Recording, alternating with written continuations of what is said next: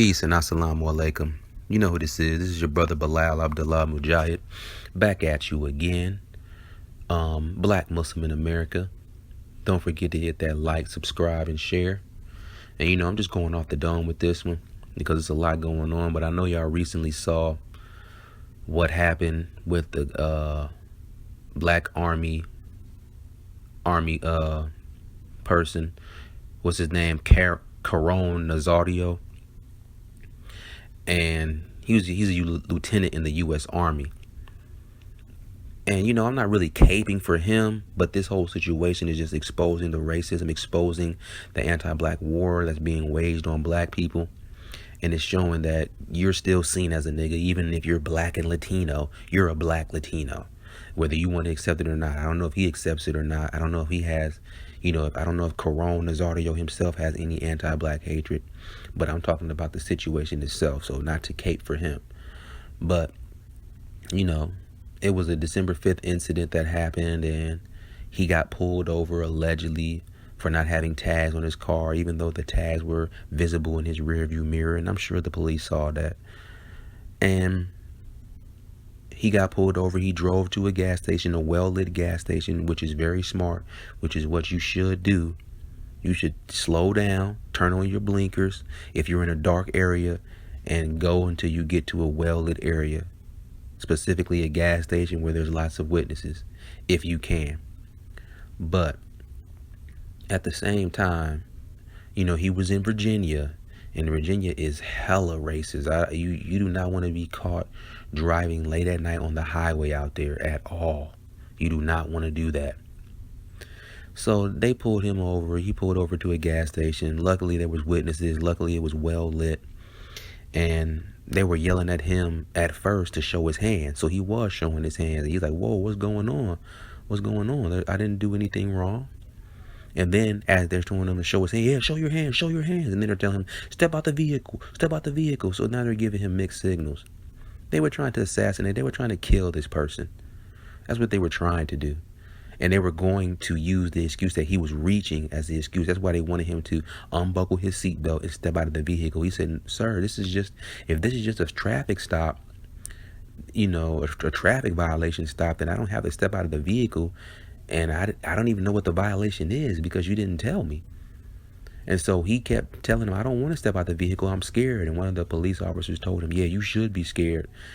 And they had guns drawn on him. One of the police officers, I think he said something about, you're about to ride the lightning bolt or something like that, which basically means he's about to kill him.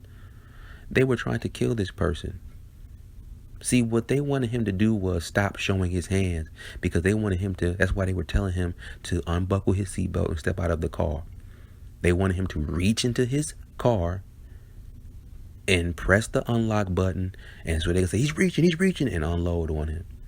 And I'm hearing that he allegedly had a legal gun on the seat in his car, on the floor bed of his car. So they would have used that against him, even though it's completely legal for you to have a firearm.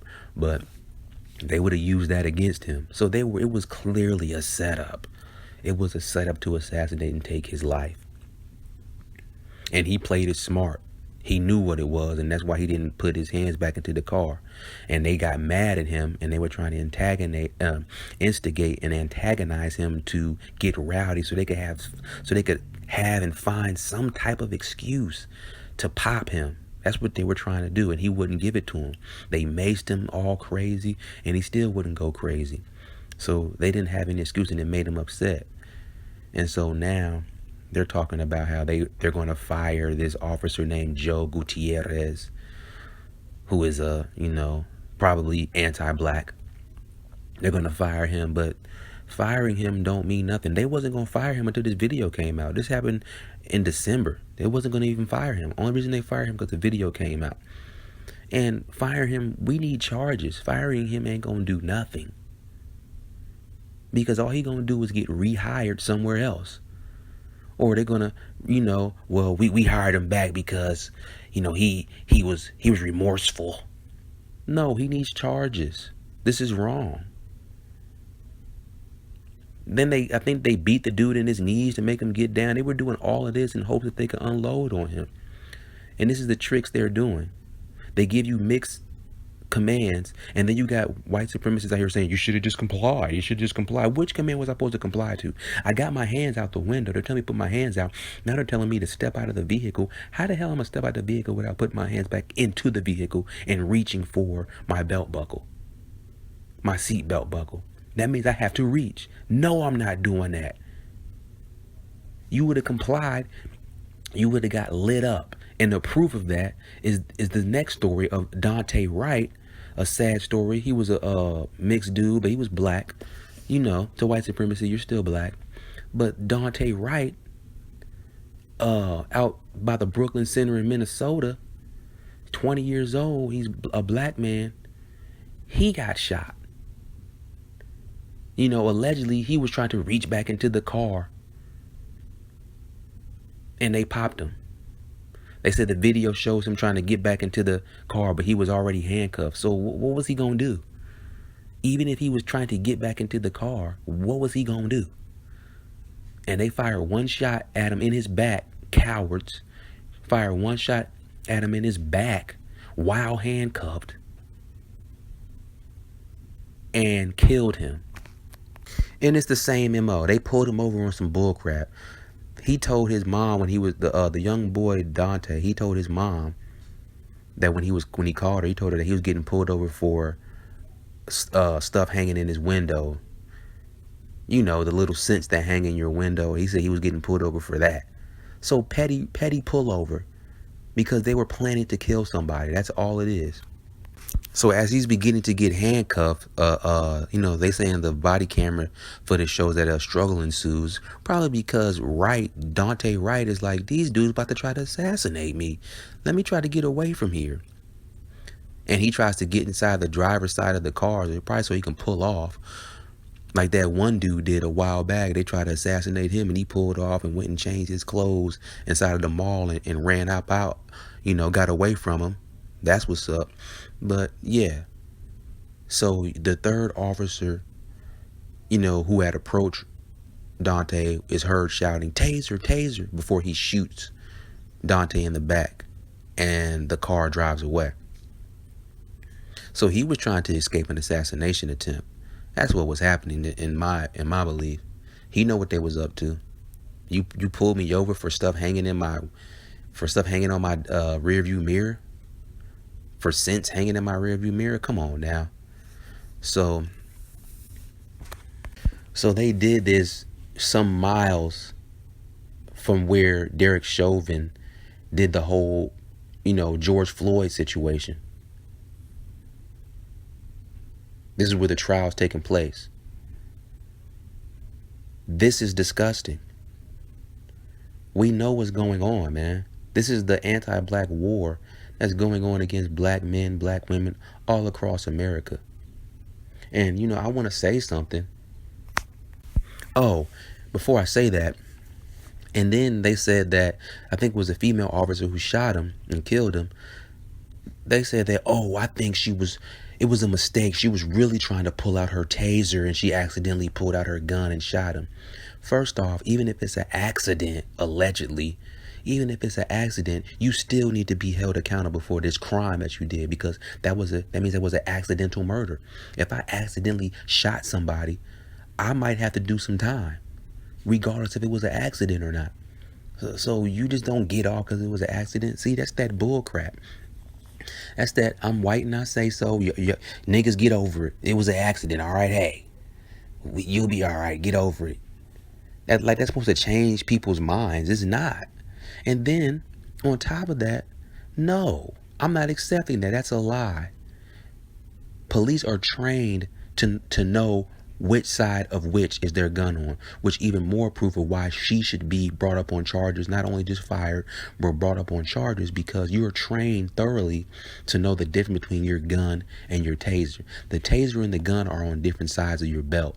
Then on top of that, the gun has weight to it, and then the taser is light. Then on top of that, the gun has a different shape from the taser. Then on top of that, the gun is a different color than the taser. The taser is usually like a bright yellowish color. So you knew what you were pulling out. And I believe this is what they're trained to do. So certain police, certain of these white supremacist gangs that's in there, when they get into their little secret meetings within the secret society of the Fraternal Order of Police, when they get into their secret meetings amongst each other, they teach each other how to get away with killing niggas. That's what they do. So they probably taught her, look, you're new on the force. This is what they do. I'm gonna get to that, but you're new in the force. If you want to do this is what you say. You scream out taser so that the videotape can pick you up saying taser, but you pull out your gun and shoot. So that way, if they try to pull you up on charges, you can say it was a mistake and you can get off on that. We'll get you off, okay? That's what it was. She was taught to do that. She was trained to do that in their secret society meetings amongst their white supremacist gang members. And this is what they do. And this is what I wanted to get to. The fraternal order of police is nothing but a secret society that's set up to give sacrifices to Satan, to give blood sacrifices to Satan. That's all it's set up for. You know, people can police themselves. People can police their own neighborhoods. That's good. We have police if they're doing the right thing. If they're policing neighborhoods in the right way. But the Fraternal Order of Police is set up as a tool to give blood sacrifices to Satan.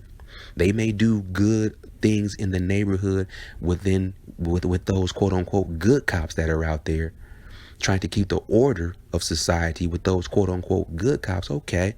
But the general consensus of the Fraternal Order of Police is to give blood sacrifices to Satan. That's why it's a fraternal order. It's a secret society inside the pyramid at the bottom, or wherever it's at in the pyramid. It's a secret society within the greater secret society. And the greater secret society, the Illuminati, whatever you want to call them, they worship Satan. And to keep this power going, to appease Satan, you have to constantly give him blood sacrifices. And this is their way of doing it, is to constantly give Satan blood sacrifices.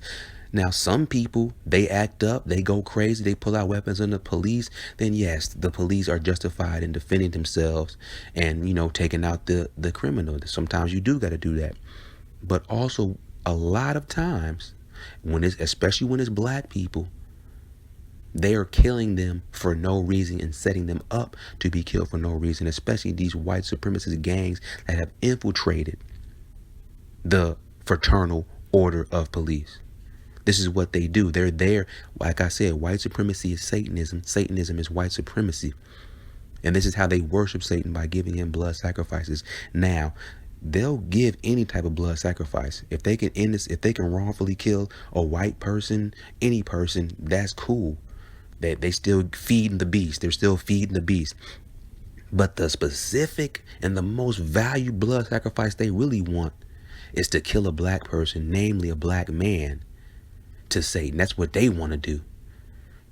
This is what these many of these little gangs that's inside these police, Fraternal Order of Police departments, that's what their goal is, to kill a black person. You ain't really down with the police until you kill a black person. That's the little secret sayings that go on within these white supremacist circles. You have to kill a black person to really be down. That's how they get initiated. Just like Amber Geiger. What did Amber Geiger say? Oh, I thought the apartment was mine. This is the same MO. Oh, I thought that was my taser. No. They are trying to get down with these white supremacist satanic gangs, and this is their initiation, the blood sacrifice of a black body. And this goes along with my theory that yes, Satan has hatred against all of humanity, but he has a specific vendetta against black people, especially the black man, because he reminds him of Adam. He reminds him of Adam, who he blames for him getting kicked out of heaven. That's who Satan blames for him getting kicked out of heaven, because he didn't want to bow down to Adam out of respect. So this is their whole goal, is to feed the beast, you know. That's what the Fraternal Order of Police is about. On one side, it's about keeping order in the community, stopping criminals, and I can understand that and I can respect that. But on the other side, the dark side of the game, their whole purpose is to sacrifice bodies, namely black bodies, to Satan in blood sacrifice. That's what it's about.